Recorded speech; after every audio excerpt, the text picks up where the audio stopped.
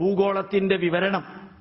പ്രിയവ്രതൻ എന്ന രാജാവ് ഭൂമി കറങ്ങുന്ന അതേ സ്പീഡിൽ രഥമോടിച്ച് സൂര്യൻ നട്ടുച്ചയ്ക്കിരുന്നപ്പോൾ അത്ര തന്നെ അവസ്ഥയിലിരിക്കുന്നതായിട്ട് കണ്ടു എന്ന് ഭാഗവതത്തില് പ്രിയവ്രത രാജാവിനെ കുറിച്ച് പറയുന്നുണ്ട്. അതായത് ഭൂമി കറങ്ങുന്ന വേഗത്തിൽ വാഹനം ഓടിച്ചാൽ സൂര്യൻ അതേ പൊസിഷനിലായിരിക്കും. നിങ്ങൾക്കറിയാം, 1640 കിലോമീറ്റർ വേഗത്തിൽ പോകുന്ന ഒരു ഫ്ലൈറ്റില് 12 മണിക്ക് തിരുവനന്തപുരത്ത് നിന്ന് കയറിയാൽ 1640 കിലോമീറ്റർ പെർ അവർ വേഗത്തിൽ പറക്കുന്ന ഒരു ഫ്ലൈറ്റില് നിങ്ങൾ നട്ടുച്ചയ്ക്ക് തിരുവനന്തപുരത്ത് നിന്ന് കയറിയാൽ നിങ്ങൾ ലോസ് ഏഞ്ചൽസിൽ ഇറങ്ങുമ്പോഴും 12 മണി തന്നെയായിരിക്കും. എന്താ കാരണം? ഭൂമിയുടെ സ്പീഡിന് തുല്യമായിട്ട് നിങ്ങൾ പോകുന്നു. അപ്പോഴും അവിടെ 12 മണി തന്നെയായിരിക്കും. അങ്ങനെ ഒരു കഥ പ്രിയവ്രത രാജാവിന്റെ ഭാഗവതത്തിൽ പറയുന്നു. മഹാഭാരതത്തിൽ ഭീഷ്മോപദേശം നോക്കിയാൽ ഭൂഗോള വർണ്ണനം തന്നെയുണ്ട്, ഭുവനകോശ വർണ്ണനുണ്ട്. അതുകൊണ്ട് ഗോളാകൃതിയായിരുന്നു ഭൂമി, ഗോളാകൃതിയാണ് ഭൂമി. അതിന്റെ അടിസ്ഥാനത്തിലാണ് ജ്യോതിഷത്തില് കംപ്ലീറ്റ് കാൽക്കുലേഷൻ നടത്തിയിരിക്കുന്നത്. ഒരു യുക്തിവാദിക്കും അവിടെ വെല്ലുവിളിക്കാൻ സാധ്യമല്ല. രണ്ടാമത്തെ പോയിന്റ്, ഭൂമി കറങ്ങുന്ന സ്പീഡ് കറക്റ്റായിട്ടാണ് ഭാരതീയരെടുത്തിരിക്കുന്നത്. പ്രാണേനൈതി കലാം ഭൂഹു ഭ്രമയതി. ഒരു ശ്വാസോച്ഛ്വാസം വിടുന്ന സമയത്തില് ഭൂമി 1 ആംഗുലർ മിനിറ്റ് കറങ്ങുന്നു എന്ന് അസന്നിഗ്ധമായിട്ട് പ്രഖ്യാപിച്ചിട്ടുണ്ട്. ഒരു ശ്വാസോച്ഛ്വാസം വിടുന്ന സമയത്രയാണ്? സാധാരണ നമ്മളെ പോലെയുള്ളവര് ഒരു മിനിറ്റില് 16 പ്രാവശ്യമാണ് ശ്വാസോച്ഛ്വാസം വിടുക. ഇലക്ഷൻ റിസൾട്ട് വരുന്ന സമയത്തെ കാര്യമല്ല പറയണത്, സാധാരണ ദിവസത്തില്. അപ്പൊ ആ 16 പ്രാവശ്യം ശ്വാസോച്ഛ്വാസം ചെയ്യുന്നു എങ്കിൽ 60 ഡിവൈഡഡ് ബൈ 16 അപ്രോക്സിമേറ്റ്ലി 4 സെക്കൻഡ്. അപ്പൊ ഭൂമി 1 ആംഗുലർ മിനിറ്റ് കറങ്ങാൻ കറക്റ്റ് 4 സെക്കൻഡ് എടുക്കുന്നു. മോഡേൺ വാല്യൂവും 2500 വർഷങ്ങൾക്കുള്ള മുമ്പുള്ള വാല്യൂവും ഒന്ന് തന്നെയാണ്. അതുകൊണ്ട് അവിടെ നോൺ സയന്റിഫിക് ആയിട്ടൊന്നുമില്ല. അപക്രമോ ഗ്രഹാംശ. ഭൂമിയുടെ ചെരിവ് 24 ആംഗുലർ ഡിഗ്രിയാണ്. ഇന്നത്തെ കണക്കനുസരിച്ച് 23 ഡിഗ്രി 56 മിനിറ്റാണ് ഭൂമിയുടെ ചെരിവ്. നമ്മൾ 24 ഡിഗ്രി എന്ന് പറഞ്ഞിരിക്കുന്നു. അപ്പൊ അതും കണക്കനുസരിച്ച് അസ്ട്രോണമിക്കലി കറക്റ്റാണ്. പിന്നെ ഭൂമി സൂര്യന് ചുറ്റും പ്രദക്ഷിണം വെക്കുന്നു. ഏകോന്ന ഷഷ്ടിലിപ്താഹ അഷ്ടൗ വിലിപ്ത. 59 ആംഗുലർ മിനിറ്റ് 8 ആംഗുലർ സെക്കൻഡ് വെലോസിറ്റിയിലാണ് പെർ ഡേ ഭൂമി സൂര്യന് ചുറ്റും കറങ്ങുന്നത്. ആ കാൽക്കുലേഷനില് 0.1% പോലും തെറ്റില്ല. അപ്പൊ ഞാൻ ഇത്രയും പറഞ്ഞ എന്താണ്?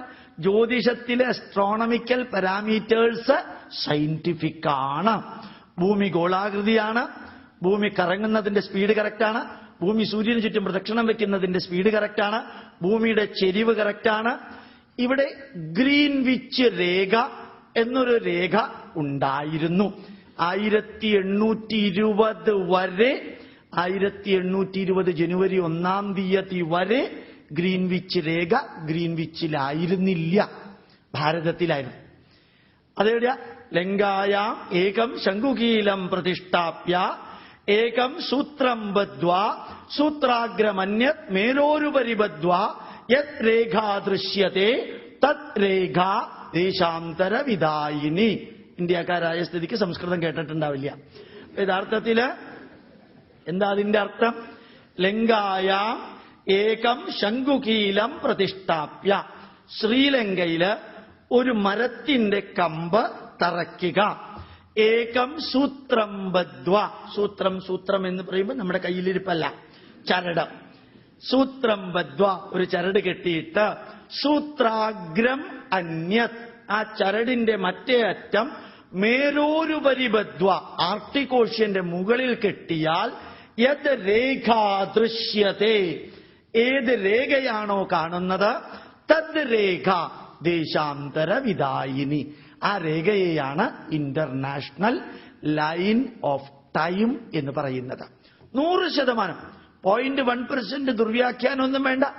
AD 628 ഭാസ്കരാചാര്യർ ഒന്നാമൻ എഴുതിയ ലഘുഭാസ്കരിയോ മഹാഭാസ്കരിയോ അതിന്റെ translation Indian National Science Academy publish ചെയ്തത് AD 628 ഭാസ്കരാചാര്യർ ഒന്നാമൻ എഴുതിയ ലഘുഭാസ്കരീയവും മഹാഭാസ്കരീയവും English translation Indian National Science Academy translate ചെയ്തത്, അല്ലെങ്കിൽ ലക്നൗ യൂണിവേഴ്സിറ്റിയിലെ മാത്തമാറ്റിക്സ് ഡിപ്പാർട്ട്മെന്റ് ട്രാൻസ്ലേറ്റ് ചെയ്തത് വായിച്ചാൽ നെഞ്ചത്ത് കൈവച്ച് പറയും, എന്റെ ഈശ്വര, ഇതൊക്കെ നമ്മളുടെ പൂർവീകര് എഴുതിയതാണോ?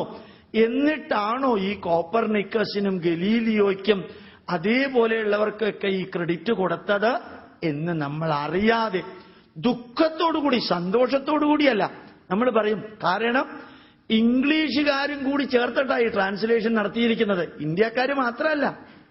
ആ പുസ്തകത്തില് കൃത്യമായിട്ട് ഇന്റർനാഷണൽ രേഖയുണ്ട്. മാത്രമല്ല, ഒന്നുകൂടി നമ്മൾ അറിയണം, 1820 വരെ AD-യും ഉണ്ടായിരുന്നില്ല, BC-യും ഉണ്ടായിരുന്നില്ല. ലോകമെമ്പാടും സ്പെയിനിലാണെങ്കിലും ജർമ്മനിയിലാണെങ്കിലും ഇംഗ്ലണ്ടിലാണെങ്കിലും അമേരിക്കയിലെ കറുത്തവർഗക്കാരായിരുന്ന റെഡ് ഇന്ത്യൻസും ഉപയോഗിച്ചിരുന്നത് KE ആണ്.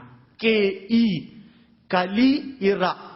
കലിവർഷം ആരംഭിച്ചത് ഏത് ദിവസം മുതൽക്കാണോ ആ ദിവസമാണ് എടുത്തിരുന്നത്. AD BC ഒക്കെ പിന്നീടാ വന്നത്. KE കുറെ കാലായിട്ടുണ്ട്. ഞാൻ പണ്ടൊരിക്കൽ ഇതേപോലൊരു സദസ്സിനോട് ഉറക്കം വരാതിരിക്കാൻ അല്പം ഒരു തമാശയിൽ പറയേണ്ട.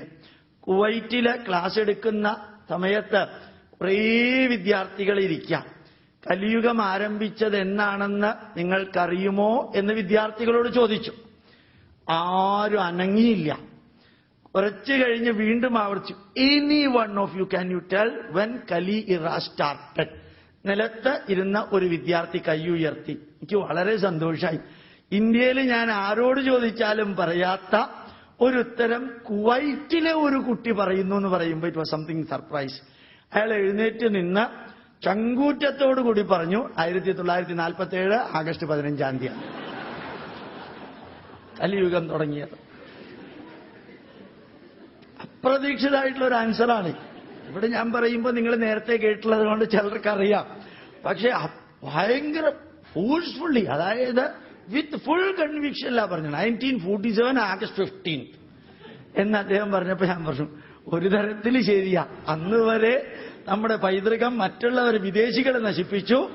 അതിനുശേഷം നമ്മുടെ പൈതൃകം നശിപ്പിക്കാനുള്ള ഉത്തരവാദിത്വം നമ്മൾ തന്നെ ഏറ്റെടുത്തു.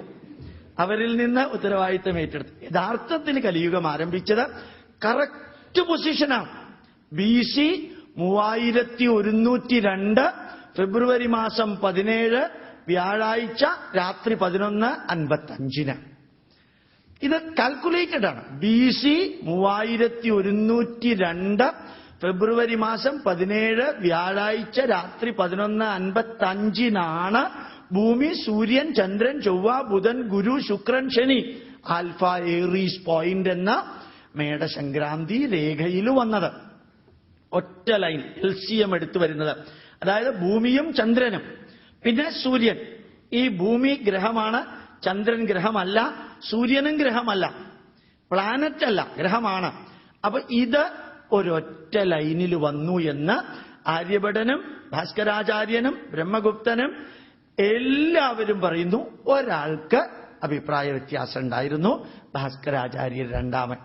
ആൽഫ ഏറീസ് പോയിന്റിൽ നിന്ന് 4 ഡിഗ്രി മാറിയിട്ടാണ് ചന്ദ്രൻ നിൽക്കുന്നത്. ബാക്കി എല്ലാ ഗ്രഹങ്ങളും അക്കൂട്ടത്തിലായിരുന്നു എന്ന് ഒരു സയന്റിസ്റ്റിന് അഭിപ്രായ വ്യത്യാസം ഉണ്ടായിരുന്നു. അതിന് രേഖപ്പെടുത്തിയിട്ടുണ്ട്.